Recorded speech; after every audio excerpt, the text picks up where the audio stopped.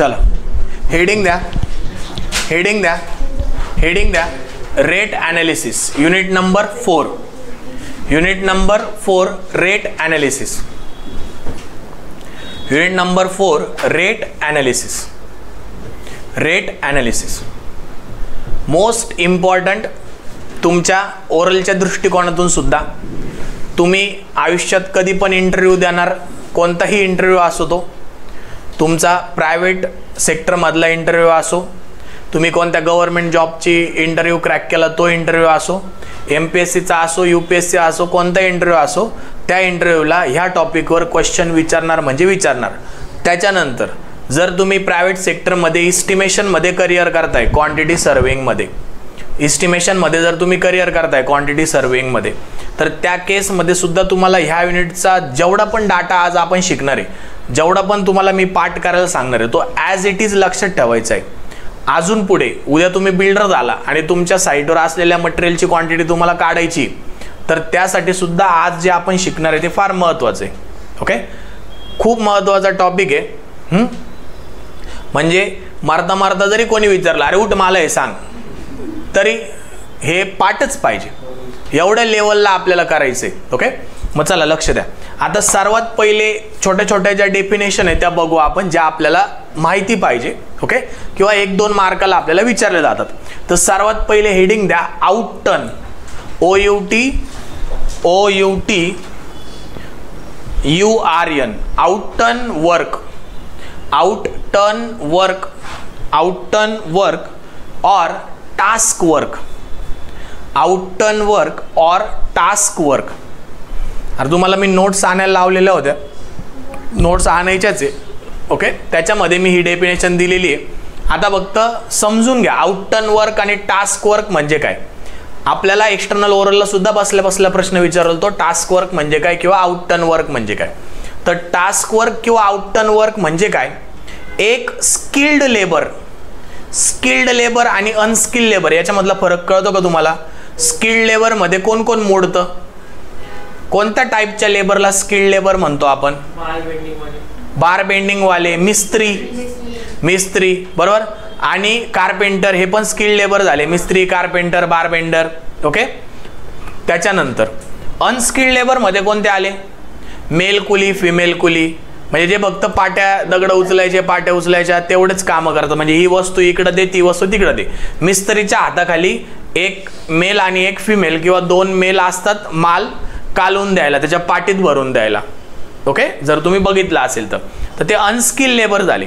मग त्यांचा पगार पेमेंट पण तसाच असतो.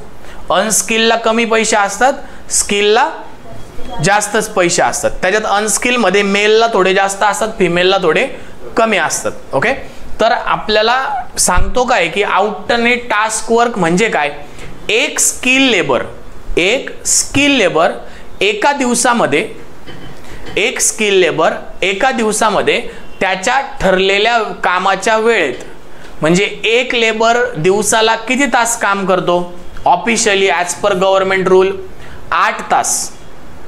किती तास काम करतो, 8 तास. ओके, इन्क्लुडिंग त्याचा जेवणाची सुट्टी.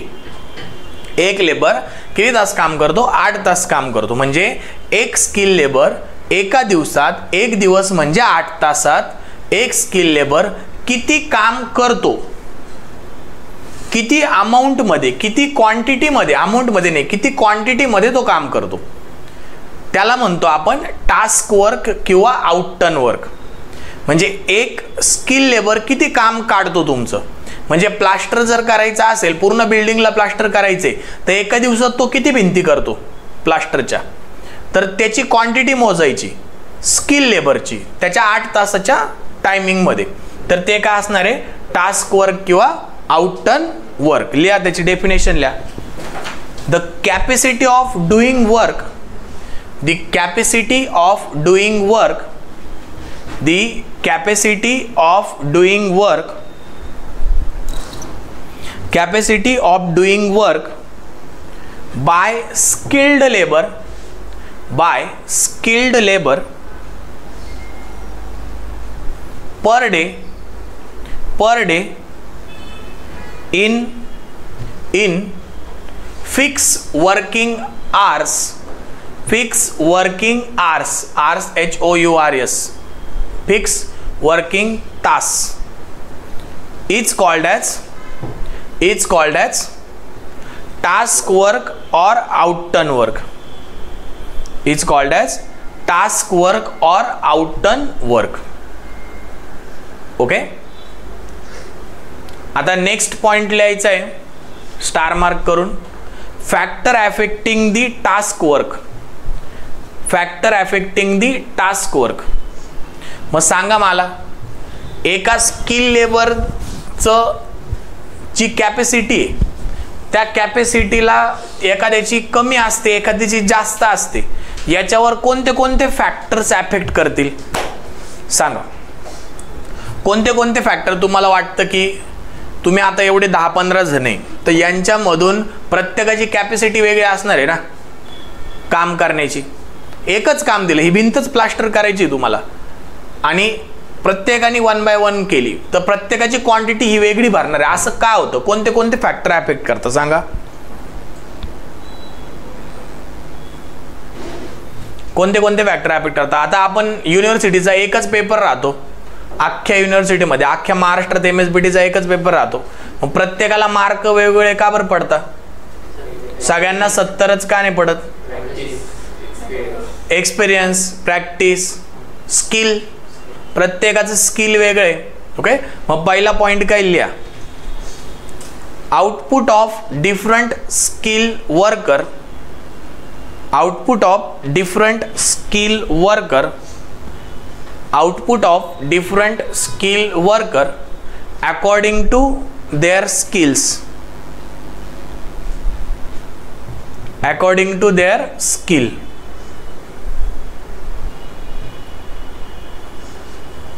सेकंड, आता सेकंड काय फॅक्टर अफेक्ट करेल टास्क वर्कवर? स्किलचं झालं, स्किलमध्ये नॉलेज पण आलं, सगळं आलं. जर तो चांगला प्रामाणिकपणे शिकलेला असेल तर तो फास्ट काम करेल, जास्त काम काढेल, आणि तोच जर बघून बघून शिकलेला असेल तर तो कमी काम काढणार आहे, बरोबर ना. मग त्याच्यानंतर नेक्स्ट फॅक्टर काय अफेक्ट करेल? तुमची ऑर्गनायझेशन किती स्ट्रॉंग आहे साईटवरची, साईटवरचं मॅनेजमेंट किती स्ट्रॉंग आहे. समजा 2 साईट सुरू आहे आजूबाजूला, दोघं पण G+12 G+12चे आहे, पण तुमच्या एका साईटवर वेल ऑर्गनाइज स्टाफ आहे. म्हणजे कसं की एक सुपरवायझर आहे, एक इंजिनियर आहे, त्याच्यावरती एक सिनियर इंजिनियर आहे, त्याच्यानंतर प्रोजेक्ट मॅनेजर आहे, असं आहे, आणि शेजारच्या साईटवर फक्त सुपरवायझरवर काम पळवायचं काम चालू आहे. मग कोणतं काम जास्त होईल? कोणत्या साईटचं काम जास्त होईल? पहिल्या साईटचं जास्त होईल, कारण की वेल ऑर्गनाइज स्टाफ आहे इथं, आणि दुसऱ्या याच्यावर फक्त एका सुपरवायझरवर सोडलेलं आहे. मग एक माणूस किती काय काय बघणार आहे एक माणूस, बरोबर ना. म्हणजे मग आपण तो एक पॉइंट लिहू शकतो, efficient site organisation and management, efficient site organisation and management.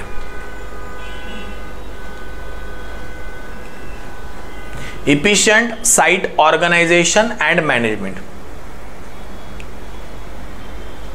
आता साईट मॅनेजमेंट पण फार महत्त्वाचं स्किल असतं बरं का.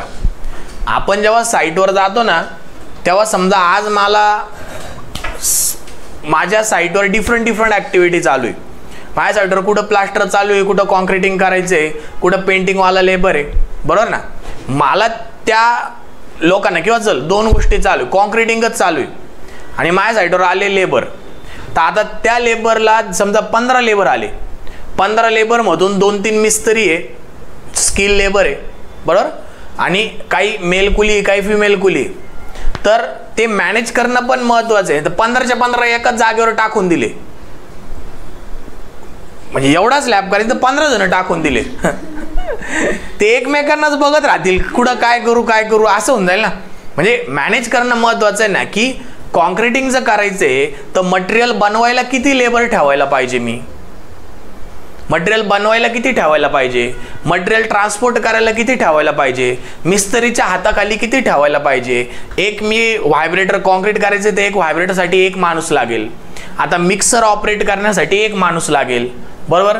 मग त्याच्यात मिक्सर ऑपरेटरला सांगायचं त्याच्या बाजूला ड्रम ठेवायचा पाण्याचा, तोच पाणी टाकेल. म्हणजे पाणी टाकायसाठी एक वेगळा लेबर द्यायची गरज नाही, तो आपण दुसरीकडे युटिलाइज करू शकतो. मटेरियल आणायचे तर किती टाईपचं मटेरियल आहे. सिमेंटची गोणी उचलून फाडून टाकायला एक जण पाहिजे. त्याच्यानंतर सँड आणि ॲग्रिगेट आहे, याच्यासाठी 2-2 लेबर आहे. एक जोडी ठेवायची, मेल फिमेल असं ठेवू शकतो. बरोबर ना. म्हणजे किती झाले, सिमेंटसाठी 1, बरोबर. सँड आणण्यासाठी 2 जण मेल फिमेल. त्याच्यानंतर इकडं ॲग्रिगेट आणण्यासाठी 2 जण मेल फिमेल, बरोबर. किती झाले, 2 मेल 2 फिमेल. एक तिकडं सिमेंटसाठी 5 झाले. मशीन ऑपरेटरला 1, 6, बरोबर. त्याच्यानंतर ट्रान्सपोर्ट करण्यासाठी त्या गाड्यांसाठी किती पाहिजे, तर तुमचं मिक्सरची कॅपॅसिटी किती ती बघायची. जर फुल बॅगचं मिक्सर असेल तर ते 2 काय म्हणतं त्याला आपण, ते 2 ट्रॉल्या भरतं. किंवा हाफ बॅगचं मिक्सर असेल तर 1 ट्रॉली भरतं. मग 2 ट्रॉल्या असेल तर 2 जण पोचवायला पाहिजे तिथपर्यंत. तिथं ऑन साईटवर मग ते पोचून तुम्हाला तिथं ओतायचं आहे, मग तिथून ते भरायचं पाटीमध्ये आणि मग टाकायचं. मग हे सगळं मॅनेजमेंट तुम्हाला आलं पाहिजे ना. 15चे 15 जण स्लॅबवर पाठवून दिले भरायला, आणि इकडं माल बनवायला कोणीच नाही. कोणी बनवायचा मग, इंजिनियरनी बनवायचा का माल, दगड विटा उचलायच्या का मग आपण. मग हे मॅनेजमेंट महत्त्वाचं. हे तुम्ही कुठं शिकता, हे इथं मी तुम्हाला सांगतोय.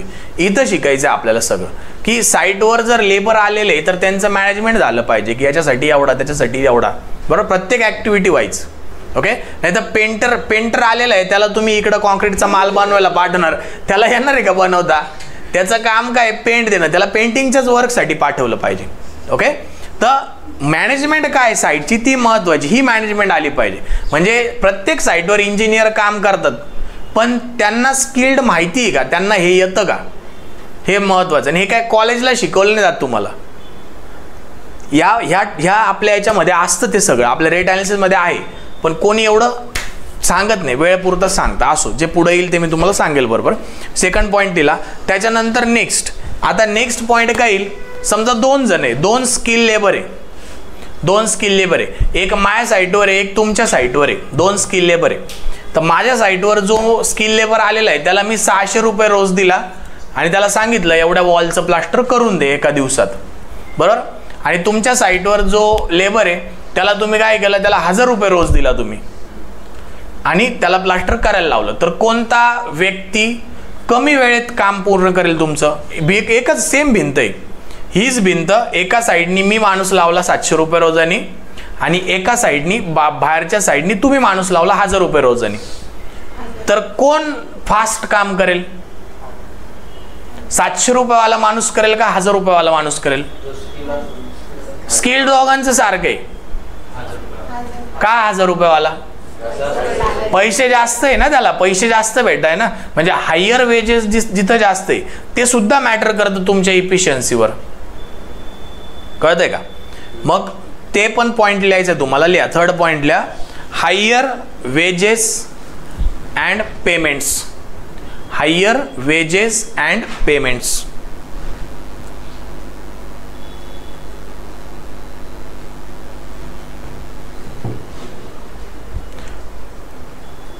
त्याच्यानंतर थर्ड पॉइंट, फोर्थ पॉइंट. आता बघा, आता अजून कोणत्या गोष्टी मॅटर करता. आता आपली साईट आहे, आपल्या साईटवर जेवढे पण वर्कर येतात त्यांची पण फॅमिली असते, बरोबर ना. तर त्या फॅमिली सुद्धा काळजी घेणं हे बिल्डरचं काम असतं इथिकली, बरोबर. तर मग त्यांच्या फॅमिलीची काळजी घेणं म्हणजे आपण काय करू शकतो, तर त्यांचा हेल्थ इन्शुरन्स काढू शकतो. हेल्थ इन्शुरन्स काढू शकतो. ओके. मग हेल्थ इन्शुरन्स त्या लोकांचं जर आपण काढलं तर ते हॅपीली काम करतील ना आपल्या साईटवर, सुट्टी मारणार नाही, बरोबर. किंवा समजा लेडीज आपल्याकडे कामाला आहे, फिमेल कुली आपल्याकडे कामाला आहे, तर त्यांची मुलं असतात भरपूर साईटवर. तुम्ही बघायचं लहान लहान मुलं कुठे बाजूला त्याच साईटवर लेबर शेडमध्ये ते लहान लहान मुलं असतात, ते इकडे तिकडे पळत राहतात साईटवर. आता साईटवर भरपूर साऱ्या अशा हॅझार्डस गोष्टी असतात की ज्याच्यामुळे त्या लहान मुलांना इंजुरीज होऊ शकतात. मग आपण काय करू शकतो आपल्याकडून, तर त्यांच्यासाठी एक नर्स प्ले ग्रुप असं एक छोटासा खेळणी बिळणी आणून एक रूममध्ये त्यांना ठेवू शकतो तिथं, जे की लहान मुलं तिथं खेळतील. म्हणजे ती जी लेडीज काम करते तिचं लक्ष त्या मुलांमध्ये नाही अटकणार, कारण की तिला सिक्युरिटी राहील की हा हे प्ले ग्रुपमध्ये आपले पोरं खेळत आहे, मग ती जास्त आउटपुट देईल कामाला, म्हणजे तिच्या कामाचा आउटपुट वाढला म्हणजे तुमचं काम पण पटापट होणार आहे. ओके, मग अशा सगळ्या काही बाकीच्या गोष्टी, किंवा समजा आज जर समजा मला टार्गेट दिलेलं आहे की आज मला अख्ख्या फ्लॅटचं पेंटिंग कम्प्लीटच करायचंय, पण मला माहिती आहे ते पॉसिबल नाही, जेवढे माझ्याकडे लेबर आहे तेवढे त्यांच्या 8 तासामध्ये ते पॉसिबल नाहीये. मग मी काय डोकं लावू शकतो, तर त्यांना 8 तासांच्या ऐवजी त्यांना काय सांगल, तुम्ही आज 16 तास काम करा, तुम्हाला पेमेंटही देईल डबल आणि प्लस तुम्हाला खायची सोय पण करेल. बरोबर ना, करू शकतो ना आपण साईटवर. मग त्यांना असं काही आपण ॲज अ गिफ्ट म्हणून असं काहीतरी जर अरेंजमेंट केली तर ते काम पण फास्ट करतील. किंवा त्यांना सांगून दिलं बघा हे कंप्लीट करायचंय, तुम्हाला डबल पेमेंट देईल, तुमची मर्जी किती पण वेळात कंप्लीट करा. काम 8 तासात होणार नव्हतं, 8च्या ऐवजी 12 तास लागणार होते, 14 तास लागणार होते, पण लेबर करायला तयार नव्हते डबल काम. त्यांना काय सांगितलं, डबल पेमेंट देईल, 16 तासाचं पेमेंट देईल, तुमची मर्जी, तुम्हाला किती वेळात काम कंप्लीट करायचे. मग सांगा ते 16 तास लावतील का ते 10 तासातच कंप्लीट करतील काम? 10 तासातच करून पळतील ना, त्यांना डबलचा पेमेंट घ्यायचा, त्यांचा टाइम पण वाचतोय, घरी पण. म्हणजे अशा सगळ्या गोष्टी आपल्याला करावं लागतात साईटवर, जर आपल्याला टाइम लिमिट असेल तर. मग हे इंजिनियरला सुचलं पाहिजे, नाही तर जायचं आणि शिव्याच द्यायच्या त्या लेबरला, हा एखादा संतापून तुम्हाला डोक्यात वीट मारतोय याला स्किल नाही म्हणत, याला इंजिनियर नाही म्हणत, कळत आहे ना. ओके, चला लिहा. मग आता नेक्स्ट पॉइंट लिहा.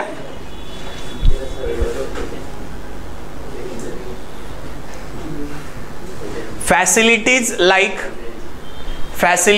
लाईक मस्के पुढे आहे बसायला, इथं आहे पहिल्या बेंचवर आहे. Facilities like health insurance, incentives,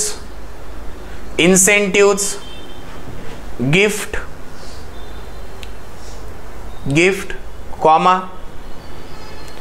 arrangement for children's, etc. कळालं? नेक्स्ट बघा, आता नेक्स्ट घ्या. आता ज्याचा मी तुम्हाला फोटो पाठवला होता प्राइम कॉस्ट आणि प्रोविजनल समचा, बघा ग्रुपवर फोटो पाठवला होता. आता त्याच्यात प्राइम कॉस्ट घ्या, हे नेक्स्ट स्टार मार्क करा, prime cost. Next star mark करा, प्राइम कॉस्ट. आता प्राइम कॉस्ट म्हणजे अशी कॉस्ट असते की जी इस्टिमेशन करताना फिक्स नसते.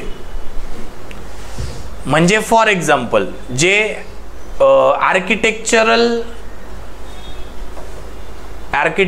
किंवा ॲस्थेटिकली ज्या गोष्टी असतात, जे मटेरियल असतं ते आपण आत्ताच फिक्स नाही करू शकत. म्हणजे जरी आपली आता साईट आहे, ओके, किंवा आपला बंगला आहे, साईट जाऊ दे, साईट मोठा विषय, आपल्याला बंगला बांधायचा आहे, तर बंगला बांधताना आपण डोअर ठरवू शकतो, डोअरची साईज ठरवू शकतो, डोअरचं मटेरियल ठरवू शकतो, वुडनचं मटेरियल किंवा सागवानी डोअर करायचे मला ते ठरवू शकतो. पण जे हँडल आहे डोअरचं, जे लॉक आहे, जी कडी आहे, ती मी नंतर चेंज करू शकतो ना. समजा मी आता इस्टिमेशनला पकडली, मला स्टीलची कडी लावायची, पण समजा मी कोणाच्या घरचा बंगला बघून आलो आणि त्यांनी ब्रासची, तांब्याची लावली होती, सोन्याची लावली होती, गोल्ड प्लेटेड. मलाही वाटलं माझ्या बंगल्याला गोल्ड प्लेटेड लावायची, पण इस्टिमेशन करताना मी स्टीलची कन्सिडर केली होती. मग ती नंतर ती बदलू शकते ना, म्हणजे त्या कडीची कॉस्ट वाढू शकते किंवा कमी होऊ शकते. आता समजा आपल्या घरामध्ये, बंगल्यामध्ये आपल्याला वॉश बेसिन लावायचं, बेसिनचा पॅन लावायचा आहे, तर नॉर्मल मी असा एक उभा प्लॅन कन्सिडर किंवा एक ओव्हरहँग म्हणजे लटकलेला जो आपला असतो बेसिन, तो मी कन्सिडर केला होता. पण मग नंतर कुठेतरी बघून आलो, मला कळलं नाही टेबल टॉप लावू आपण, टेबल टॉप समजतो ना तुम्हाला? टेबल टॉप कसा असतो? खाली असं ग्रॅनाइटचा प्लॅटफॉर्म असतो, त्याच्यावरती असं कुंडीसारखं जे ठेवलेलं असं ना, ते टेबल टॉप. मग त्याला वेगळा खर्च लागेल ना. पण मी इस्टिमेशनमध्ये पकडताना ओव्हरहँग पकडलेला होता बेसिन, पण नंतर मला नाही झालं टेबल टॉपला, म्हणजे ही प्राईस काय झाली? व्हॅरी झाली, बरोबर. मग समजा आता नॉर्मल मला पेंट द्यायचं आहे, मी नॉर्मल सगळं डिसाईड केलं होतं की असं असं पेंट देईल, हे करेल ते करेल, पण नंतर कळलं नाही आपण टेक्स्चरच करू, काहीतरी वेगळंच इन्व्हेंटिव्ह करू, काहीतरी वेगळं करू, इन्व्हेन्शन टाईप काहीतरी वेगळं. मग त्या केसमध्ये आपले काय होणार आहे? प्राईस काय होणार आहे? व्हॅरी होणार आहे ना. मग अशा गोष्टी की ज्यांच्या प्राइजेस या at the time of estimation fix नसतात, पण आपल्याला त्या पकडावं लागतात टेंटेटिव्हली. तर त्या प्राइजेसची जी पैसे असणारी, जी कॉस्ट असणारी, ती ज्या कॉलममध्ये येते, ज्या हेडिंगमध्ये येते, त्या हेडिंगला म्हणतात प्राईम कॉस्ट. म्हणजे प्राईम कॉस्टमध्ये अशा कॉस्ट येतात की ज्या वस्तूंची cost at the time of estimation he fix नसते, ती व्हॅरी होऊ शकते. ते येतं प्राईम कॉस्टमध्ये. विंडो समजा आता ही मला ही विंडो, आता ही कोणती विंडो आहे तुमची? ॲल्युमिनियम कोणती विंडो? ही एक पावडर कोटेड विंडो असते, पावडर कोटेड विंडो, आणि एक ही विंडो असते. ही पावडर कोटेड नाही. पावडर कोटेड म्हणजे अशी कचकड्या टाईप, तुम्हाला त्याच्यातून बाहेरचं दिसणार नाही. अशी एक विंडो तुम्ही बघितला, त्याच्यात बाहेरचं दिसणार नाही, असं व्हाईट असते ती जुन्या काळी. आता पावडर कोटेड नाही, आता हीच बसवतात. तर फरक असतो विंडोमध्ये. समजा तुम्ही आधी पावडर कोटेड बघितली आणि नंतर समजा ही जर बसवायचं केलं तर वेगळं राहणार आहे, बरोबर. किंवा तुमच्या घरच्या गॅलरीची समजा गॅलरीला तुम्ही नॉर्मल रेलिंग आधी डिसाईड केलेली होती की नॉर्मल बी लोखंडाची रेलिंग, काय जे डिझाईन असं ते करल. कुठं वगैरे पाहिले काचेची पाहिली तुम्ही, मग तुम्ही ग्लासची बसवली पूर्ण, तर मग आयटम तर बदलला ना. पण इस्टिमेशनच्या वेळेस तुम्ही काय केलेलं होतं? स्टीलचं केलेलं होतं, बरोबर. नंतर काय केलं तुम्ही? ग्लासचं केलं. कधी एक्झिक्युशन झाल्यानंतर जेव्हा ॲक्च्युअल वेळ आली तिथं बसवायची, तेव्हा तुम्ही डिसिजन चेंज केला, आणि मग त्याच्यामुळं प्राईस पण व्हॅरी होणार आहे, बरोबर. मग अशा ज्या गोष्टी येतात त्या कशा येतात? प्राईम कॉस्टमध्ये. तर लिहून घ्या. For doors and window fittings, for doors and window fittings, for doors and window fittings, comma, fixtures, FIXTURES, fixtures and fastening, fixtures and fastening, fixtures and fastening. बघा अजून एक एक्झाम्पल तुम्ही घेऊ शकता. नॉर्मल तुम्ही ठरवलं की माझ्या घराला मी ते लॅचचं लॉक लावेल, समजा हे बघा गोदरेजचं लॅच लॉक आहे. आधी तुम्ही असं ठरवलं होतं, नंतर कुठेतरी पाहून आले नाही मला ते कोडिंगवाला लावायचे, मोबाईलला अटॅच पाहिजे, डिजिटल लॉक लावायचे, त्याच्यामध्ये मी कोड लावू शकतो. मग प्राईस तर बदलली ना, पण at the time of estimate तुम्ही त्याची नॉर्मल लॉकची पकडली होती, पण नंतर तुम्ही ती चेंज केली. मग अशा गोष्टी ज्या येतात त्या प्राईम कॉस्टमध्ये येतात. Fixture and fastening, comma, water supply and sanitary fitting, water supply and sanitary fitting, water supply and sanitary fittings,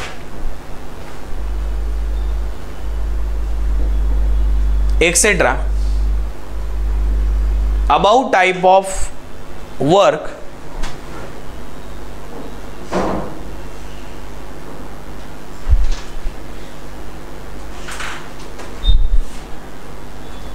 included in estimate as a prime cost, as a prime cost,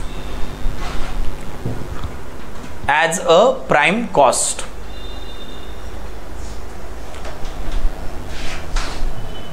त्याच्यानंतर घ्या provisional सम.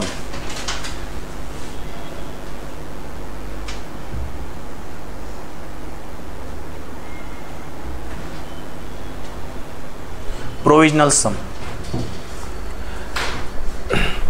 आता provisional सम म्हणजे काय? तर अशा गोष्टी, असे specialise work की जे स्पेशलाइज वर्क ती स्पेशल एजन्सीच करू शकते, आणि त्या स्पेशलाइज वर्कचं इस्टिमेशन पण ती स्पेशलाइज एजन्सीच करू शकते. असे स्पेशलाइज वर्क साईटवर कोणते? तर लिफ्ट बसवायची, तर लिफ्टसाठी लागणारं मटेरियल हे सगळं आपण नाही estimate as a civil engineer आपण नाही करू शकत. ती लिफ्टची एजन्सी तो जो इलेक्ट्रिकल इंजिनियर असेल किंवा जो त्या मटेरियलचा एस्टिमेशन करणारा व्यक्ती असेल लिफ्टचा, तो माणूस त्याचं एस्टिमेशन करू शकतो. कारण की लिफ्टचा आपण फक्त डक्ट तयार करून देऊ शकतो, पण ते लिफ्टचं कॅबिन, त्याच्या वायरी, त्याचं ते पॅनल, ते बटणं बिटणं दाबतात, ते सगळ्या गोष्टींचं एस्टिमेट कोण करेल? ती स्पेशलाइज एजन्सीच करेल ना, ती आपण नाही करू शकत. समजा फॉर एक्झाम्पल आता दुसरं फायर फायटिंग सिस्टीम आहे, तर फायर फायटिंग सिस्टीमला किती हॉर्स पॉवरचा पंप लागेल, बरोबर ना? त्याची पाईपची लेंथ किती पाहिजे, त्याला कुठं वेल्ड करायचं, कुठं बेंड करायचं, किती कोणता तो बटरफ्लाय वॉल असतो तो कुठे लागेल, कुठं बसवायचा. त्यानंतर होस पाईप असतो, तो पाईपाने ते पाणी मारता, त्याचं ते नोझल असतं, त्याचा तो बॉक्स असतो, होस बॉक्स म्हणतात त्याला. त्याच्यानंतर ते फोर वे कॉक असतात, ते कुठं किती डिस्टन्सवर बसवायचे, ह्या सगळ्या गोष्टींना त्याचं प्रेशर किती पाहिजे, मग त्यासाठी पाईपचा डायमीटर किती पाहिजे, हे सगळ्याचं एस्टिमेशन कोण करणार आहे? हे ते फायर फायटिंगवाला एजन्सीच करणार आहे, ते आपण नाही करू शकत. हां, त्यांनी बसवल्यानंतर आपण मोजू शकतो. त्यांनी बसवल्यानंतर हां चला एवढ्या लेनचा पाईप आहे, आपण ते करू शकतो सिव्हिल इंजिनियर. पण एस्टिमेशन करताना आपल्याला त्यांच्याकडूनच घ्यावं लागेल, कळतंय का? अशा मग ती स्पेशलाइज एजन्सी झाली. समजा आपल्या साईटवर आपल्याला सिवेज ट्रीटमेंट प्लांट आपल्याला काय करायचं असेल, बसवायचं असेल, तर सिवेज ट्रीटमेंट प्लांटचं एस्टिमेशन हा सिवेज ट्रीटमेंट युनिटवाला व्यक्तीच करू शकतो. की त्याला कंपार्टमेंट कशा पाहिजे, त्याला काय काय पाहिजे, त्याला रॅपिड सँड फिल्टर बसवायचं, त्याचे कंपोनेंट किती पाहिजे, ASP ॲक्टिवेटेड स्लज प्रोसेससाठी कोणत्या गोष्टी लागतात, हे सगळं आपण एन्व्हायरमेंटमध्ये शिकलोय पब्लिक हेल्थ इंजिनिअरिंगमध्ये. तुम्हाला आहे का होता मला माहिती नाही, आहे आता त्याच्यामध्ये आहे. तर त्याची क्वांटिटी, त्याच्या मशिनरी लागणार आहे, तो पंप लागणार आहे, ते सगळं कोण करेल? ती स्पेशलाइज एजन्सीज करेल. म्हणजे सांगायचा तात्पर्य एवढंच आहे की असे स्पेशलाइज वर्क ज्याचं एस्टिमेशन ही ती स्पेशलाइज एजन्सीज करू शकते, असे क्वांटिटी किंवा अशी अमाऊंट आपण कशात पकडतो? तर प्रोव्हिजनल सम मध्ये पकडतो. ओके, प्रोव्हिजनल सम मध्ये पकडतो. मग लिहा, the amount provided in estimation, the amount provided in estimation, the amount provided in estimation and bill of quantity and bill of quantity bracket मध्ये करा BOQ, ब्रॅकेट मध्ये करा BOQ for some SOME for some specialized work, for some specialized work to be done by some specialized agency is called as provisional sum. Done by some specialized agency, done by some specialized agency is called as provisional sum. It's called as provisional sum. मग for example म्हणून लिहा खाली, for example म्हणून लिहा, quantity of lift installation work, quantity of lift installation work, comma fire fighting work, comma STP sewage treatment plant, comma WTP water treatment plant, etcetera etcetera. ते STP आणि WTPचा फुल form लक्षात ठेवा. STP म्हणजे sewage treatment plant आणि WTP म्हणजे water treatment plant. Okay, चल मग आता हे काही छोटे छोटे डेफिनेशन्स होते आपल्या रेट ॲनालिसिस मधल्या. आता मोस्ट इम्पॉर्टंट बघा लक्ष द्या. आता मोस्ट इम्पॉर्टंट, सर्वात महत्त्वाचं, रेट ॲनालिसिस आपल्याला कोणाचं करायचंय सांगा? कोणाचं रेट ॲनालिसिस करायचंय? रेट कोणाचे काढायचे असतात आपल्याला साईटवर? स्ट्रक्चर कशाचं बनलेलं असतं? मटेरियलचे रेट काढायचे असतात. अजून लेबरचे रेट काढायचे असतात, बरोबर. म्हणजे दोन गोष्टीचा आपल्याला रेट अनालिसिस करायचे, कोणाकोणाचं, मटेरियलचं आणि लेबरचं. ओके, मग मटेरियलचं रेट अनालिसिस करायचं असेल किंवा लेबरचं रेट अनालिसिस करायचं असेल तर आपल्याला हे माहिती पाहिजे की ह्या ॲक्टिव्हिटीला ह्या प्रकारचा लेबर लागतो आणि ह्या प्रकारचे मटेरियल लागतात. काय सांगितलं मी, जर आपल्याला रेट अनालिसिस करायचं असेल तर आपल्याला माहिती पाहिजे की ही ॲक्टिव्हिटी पर्टिक्युलर, आता ॲक्टिव्हिटी पण माहिती पाहिजे, कोणत्या कोणत्या ॲक्टिव्हिटी असतात. पेंटिंग असते, खालून सांगा स्टार्टिंग पासून.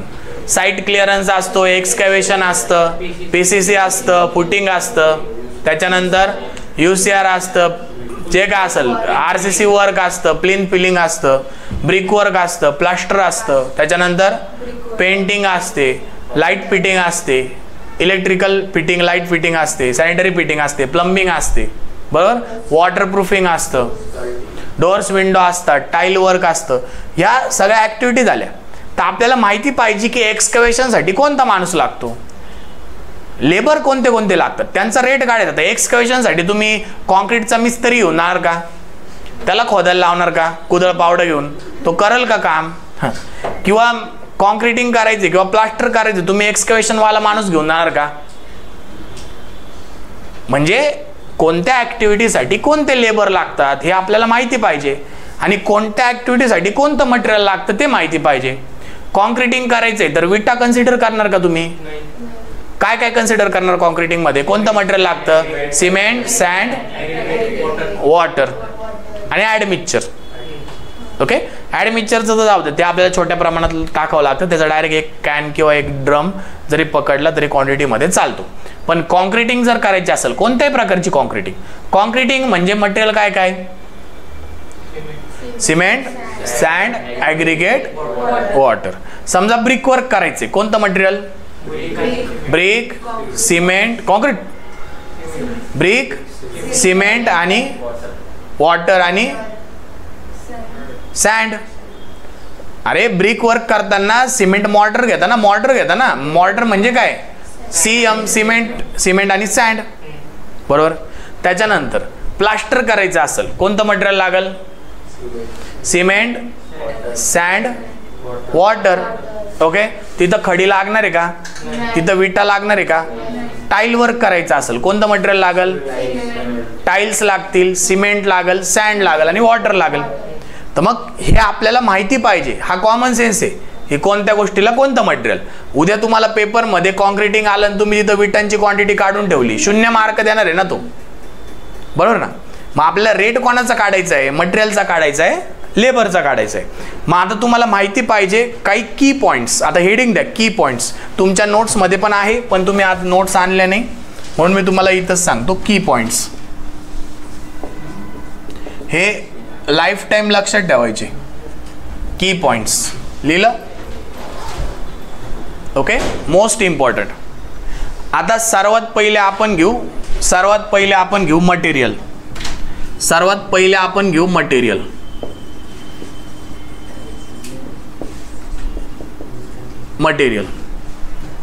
ओके, आता मटेरियल मध्ये सर्वात पहिलं मटेरियल आपण घेऊ सिमेंट. की सिमेंट बद्दल तुम्हाला कोणत्या गोष्टी माहिती पाहिजे, लिहू नका. सर्वात पहिलं मटेरियल घेऊ सिमेंट. आता हे एका सिव्हिल इंजिनियरला किंवा तुम्ही माझ्याकडे शिकून जाताय पुढे आयुष्यात, तर तुम्हाला सिमेंट बद्दल ह्या गोष्टी माहिती पाहिजे. तर पहिली जी गोष्ट माहिती पाहिजे तुम्हाला सिमेंटची, तर एका सिमेंटच्या बॅगचं वजन माहिती पाहिजे. लिहायचं नाही कोणी, वेट ऑफ 1 सिमेंट बॅग किती असतं. एका सिमेंटच्या बॅगीचं वजन 50 किलो असतं, 50 kg. त्याच्यानंतर दुसरी गोष्ट माहिती पाहिजे, second, volume of 1 cement bag. एका सिमेंट बॅगचं तुम्हाला व्हॉल्यूम माहिती पाहिजे. सांगा, एका सिमेंट बॅगचा व्हॉल्यूम किती येतो, 0.035 मीटर क्यूब. हे सगळं पार्ट पाहिजे ॲज इट इज. किती येतो एका सिमेंट बॅगचा व्हॉल्यूम, 0.035 मीटर क्यूब. एका सिमेंट बॅगचा व्हॉल्यूम.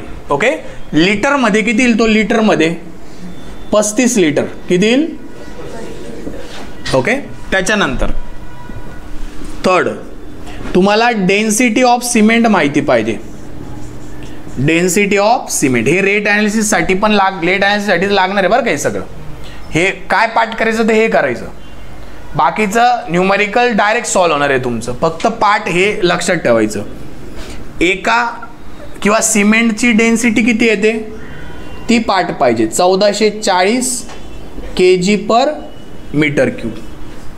ही सिमेंटची डेन्सिटी, या गोष्टी पाठ पाहिजे. त्याच्यानंतर चौथं, रेट ऑफ 1 सिमेंट बॅग.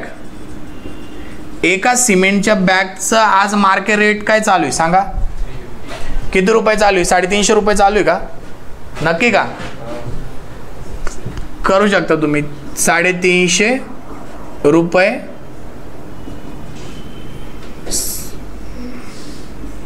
हे पाठ पाहिजे. 350 रुपये पर बॅग. ॲटलिस्ट एवढ्या गोष्टी तरी सिमेंट बद्दल तुम्हाला माहिती पाहिजे. काय काय सांगितलं? सिमेंटच्या एका बॅगेचं वजन किती? 50 किलो. एका बॅगेचा व्हॉल्यूम किती? 0.035. त्याच्यानंतर डेन्सिटी ऑफ सिमेंट 1440 kg/m³. आणि रेट काय आहे? 350. ठीक, वेगळं येईल ना. आपल्याला एक कोणतं तरी कन्सिडर करायचं आहे. पेपरमध्ये 1000 पोरं 1000 वेगवेगळे रेट कन्सिडर करतील, ते चुकणार नाही. रेट घेतलाय का त्याला मार्क आहे, किती घेतलाय त्याला मार्क नाही. तो प्रत्येक जण वेगळा घेईल. नाशिकमध्ये रेट वेगळा आहे, कर्नाटकला गेले तिकडं वेगळा आहे, तिकडं दिल्लीला गेले तिकडं सिमेंटचा रेट वेगळा आहे, सगळीकडे रेट वेगळे. आपल्याला एक कोणतं तरी घ्यायचं आहे. ओके, एक कोणतं तरी ॲझ्युम करायचं, पाठच करायचं एक. ओके, पेपरला सुद्धा. म्हणून असं नाही की पुस्तकात हा दिलाय म्हणून मी हा घेईल आणि मग माझा ॲन्सर चुकेल किंवा असं काहीच नाही. मॉडेल ॲन्सरमध्ये त्यांनी काय घेतलंय आपल्याला त्याशी घेणं नाही. ते काय चेक करतील, ह्या पोरांनी घेतलाय का रेट, ते चेक करणार. किती घेतलाय हे त्यांना काही घेणं देणं नाही. ओके, तुमच्या एरियामध्ये तुमचा सिमेंटची बॅग आहे, तुमचा पेपर आहे, तुमचा प्रश्न आहे, रेट तुम्ही तुमच्या पद्धतीने घेऊ शकता. 350 ते 400 रुपयामध्ये किती पण रेट कन्सिडर करायचा, कंपल्शन नाही, फक्त कन्सिडर करायचं. आता सेकंड, सिमेंट झाल्यानंतर सेकंड बघू आपण सँड. सेकंड याच्यात सँड बद्दल आपल्याला काय माहिती पाहिजे? सँड बद्दल आपल्याला काय काय माहिती पाहिजे? तर सर्वात पहिले सँडची आपल्याला डेन्सिटी माहिती पाहिजे. Density of sand. डेन्सिटीला आपण रोनी कन्सिडर करतो. सँडची डेन्सिटी किती पाहिजे तुम्हाला माहिती? 1600 ॲप्रॉक्सिमेट 1600 kg/m³. 1600 kg/m³ सँडची density. एका m³ मध्ये जर आपण सँड भरली तर तिचं वजन किती येतं? 1600 किलो. अगेन ती व्हॅरी होऊ शकते. समजा ओली सँड असेल, वेट सँड असेल, तिची डेन्सिटी वेगळी. ड्राय सँड असेल, तिची डेन्सिटी वेगळी. गोदावरीतली सँड असेल, तिची डेन्सिटी वेगळी. सारणखेड्याची रेती असेल, तिची डेन्सिटी वेगळी. दुसऱ्या कोणत्या नासर्डीची गटरीतली रेती असेल, तिची डेन्सिटी वेगळी. बरोबर ना? आर्टिफिशियल सँड असेल, तिची डेन्सिटी वेगळी. ॲप्रॉक्सिमेट आपल्याला लक्षात ठेवायची 1600 kg/m³. डेन्सिटी व्हॅरी होते. Okay, according to condition. त्याच्यानंतर सेकंड याच्यात सँडला कशात मोजलं जातं? ब्रासमध्ये. ते माहिती पाहिजे. ओके, ते कन्व्हर्जन माहिती पाहिजे. मेजरमेंट माहिती पाहिजे. मेजरमेंट मग तुम्हाला मी सांगितलं होतं शिकवता किती m³ म्हणजे एक ब्रास. एक ब्रास म्हणजे किती m³? 1 brass is equal to किती m³? तुम्ही लिहून पण घेतलं होतं, तुम्हाला सांगितलं पण होतं रेट ॲनालिसिसमध्ये आपल्याला लागणार आहे. 1 ब्रास म्हणजे किती m³? 2.83 m³ म्हणजे एक ब्रास. किती? 2.83 m³ म्हणजे एक ब्रास. बरोबर. आणि तेच जर फूट क्यूब मध्ये पाहिजे असेल, एक ब्रास म्हणजे किती क्यूबिक फूट? किती क्यूबिक फूट एक ब्रास म्हणजे? 1 brass is equal to 100 cubic foot. कळालं का? हे पाठ पाहिजे युनिट कन्व्हर्जन. ओके, एक ट्रॅक्टरची ट्रॉली असते, तिच्यात किती ब्रास रेती बसते? कोण नाही का बिल्ड, तुम्ही कोणी मटेरियल कॉन्ट्रॅक्टरचे पोरं नाही का तुम्ही कोणी? हा 2 ते 3 ब्रास एका ट्रॉलीमध्ये 2 ते 3 ब्रास रेती बसते. चांगलं जर ट्रॅक्टर असेल तर 3 ब्रास पर्यंत तो, नवीन ट्रॉली असेल तर 2.5 ते 3 ब्रास पर्यंत तो रेती नेतो. ओके, तर हे आपल्याला माहिती पाहिजे किती, कारण की तुम्ही मार्केटमध्ये जेव्हा वाळू घ्यायला जाता तुम्ही काय त्याला असं म्हणता काय 100 मीटर क्यूब वाळू दे, 200 मीटर क्यूब वाळू दे. गेले कधी तुम्ही वाळू ठेकेदाराकडे वाळू घ्यायला गेलेले का? जे ठेके राहतात ते वाळूचे ब्रासमध्ये देतात ते 4 ब्रास रेती, 5 ब्रास रेती, 3 ब्रास रेती, किंवा एक हायवा आहे, एक हायवामध्ये किती बसती रेती, बरोबर ना, ती ब्रासवर देतात. म्हणजे तुम्ही जरी ॲज अ इंजिनियर तुम्ही टेक्निकल पर्सन आहे, तुम्ही क्वांटिटी मीटर क्यूबमध्येच काढणार, पण जेव्हा विकत घ्यायची जायचं तेव्हा तुम्हाला त्या विकत जो घ्यायला जाणार आहे त्याला कन्वर्ट करून द्यावा लागेल किती ब्रास आहे. समजा 10 मीटर क्यूब तुमची क्वांटिटी आली आहे सँडची, किती मीटर क्यूब? 10 metre cube. मग ती विकत घ्यायला जायची, तुम्ही 10 मीटर क्यूब तुम्हाला देणार आहे कोणी तिथं? मग तुम्ही त्याला ब्रासमध्ये कसं कन्वर्ट करणार सांगा? डिवायडेड बाय 2.83 करा. 10 मीटर क्यूब डिवाइड बाय 2.83 किती ब्रास आली? 10 डिवायडेड बाय 2.83 किती आलं? 3.53 म्हणजे 3.5 ब्रास. तुम्ही काय जाणार मार्केटमध्ये, जाणार त्या वाळूवाल्याकडे सांगणार 3.5 ब्रास रेती दे मला, बरोबर. आणि रेट पण ब्रास वाईजच राहील, 5,000 रुपये ब्रास, 5,500 रुपये ब्रास, 6,000 रुपये ब्रास. ओके, तिथं नॉलेज नाही दाखवायचं 10 मीटर क्यूब रेती दे, तो जाय घरी. 10 मीटर क्यूब म्हणजे काय?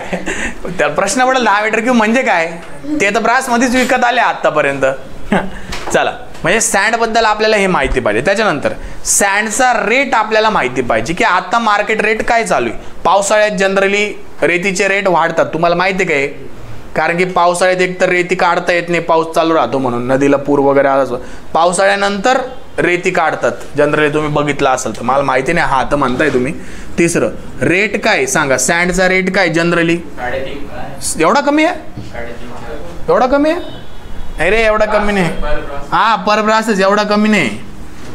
5,000 रुपये ठेवा, चला 5,000 रुपये पर ब्रास. अगेन हे रेट कॉलेजमध्ये वेगळे सांगतील, हे रेट पुस्तकात वेगळे असणार आहे, हे रेट मॉडेल आन्सरमध्ये वेगळे असणार आहे. आपल्याला त्याशी काही घेणं देणं नाही. तो काय चेक करणार आहे, यांनी रेटनी मल्टिप्लाय केलं आहे का नाही, एवढंच. किती घेतलं आहे याच्यावर तुमचे मार्क डिपेंड नाही, पण घेतलं आहे का नाही याच्यावर मार्क डिपेंड आहे. ओके, व्हॅरी होता ना. तीच आता आपल्या इथं जरी रेती आपल्याला घ्यायची असेल, गिरणाची रेती येते आपल्याकडं, गोदावरीची रेती येते, इथं नासर्डीचा, ती नासर्डी नदी येते गटर, तिथली बी रेती देतात. पण समजा सारणखेड्याची रेती प्रसिद्ध आहे, आपल्या इथं सारणखेडा म्हणून गाव आहे, तिथली रेती प्रसिद्ध आहे, तर तिथली रेती जर मागवायची असेल तिचे रेट जास्त असतात.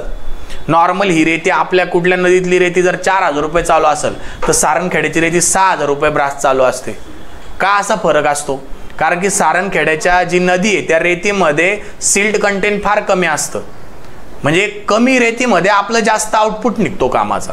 क्वालिटी कशी, म्हणजे कधी पण साईटवर रेती आली ना तर चेक करावं लागते आपल्याला, लक्षात घ्यायचं. साईटवर गाडी आली ना चेक करायची ती कशी, चांगली का खराब आहे कसं कळल. तर काय करायचं, रेती घ्यायची हातामध्ये, ओके, आणि अशी चोळायची. चोळल्यानंतर हात बघायचा, जर आपला हात मातकट झाला म्हणजे ती खराब आहे. माती नको, सिल्ट कंटेंट जास्त नको, कारण की सिल्ट कंटेंट जर रेतीमध्ये जास्त असलं तर मातीचं प्रॉपर्टी काय, पाणी लागलं का ती फुगून जाते, बरोबर ना. आणि पाणी गेल्यानंतर वाळल्यानंतर ती ब्रेक होऊन जाते माती, बरोबर ना. म्हणजे आपलं जे आपण जे काम केलेलं आहे त्याच्यामध्ये मग ती जर माती ऑलरेडी आपल्याला ते पूर्ण भरलेलं दिसल, सिल्टवाला जर आपण घेतले, समजा एखादा बीम भरायचा आपल्याला आणि त्याच्यात आपण जास्त सिल्ट कंटेंटवाली माती टाकली तर काय होतं, मिक्स केल्यानंतर जेव्हा आपण पाणी वगैरे टाकून कॉन्क्रीट जेव्हा मिक्स करतो तेव्हा ते मातकट पाणी खाली निघून जातं, म्हणजे तिथं भुंगीर राहून जातं. भुंगीर किंवा त्याला आपण काय म्हणतो, व्हॉइड्स म्हणतो, व्हॉइड्स राहून जातात, बरोबर ना. म्हणून आपल्याला मातकट रेती नको असते. नॉर्मल, आता हे तर मी गावठीपणा सांगितलं तुम्हाला, हातात घ्यायची, चोळायची आणि बघायचं ती मातकट ठिकाणी, ओके. पण ॲक्च्युअल जर आपल्याला चेक करायचे असेल तर आपल्याकडं 1000 ml बिकर असतं साईटवर, त्या बिकरमध्ये ती रेती भरायची, पाणी भरायचं. आणि सिल्ट कंटेंट पाहिजे. आता ही टेस्ट आहे सिल्ट कंटेंटची, ही टेस्ट आहे, लॅबोरेटरीमध्ये टेस्ट करता. पण साईट ते टेस्ट करायला आपल्याला 24 तास लागतात. पण रेतीची गाडी काय 24 तास थांबून ठेवणार का तुम्ही? भाऊ खाली नको करू, थांब, मला 1 दिवस थांब, मला सिल्ट कंटेंट पाहू दे. मग काय करायचं राहतं साईटवर अशा केसमध्ये? आपल्याला फास्ट रिझल्ट पाहिजे असेल ना, मीठ अवेलेबल राहतं ना, मीठ, ते मीठ टाकायचं त्या बिकरमध्ये.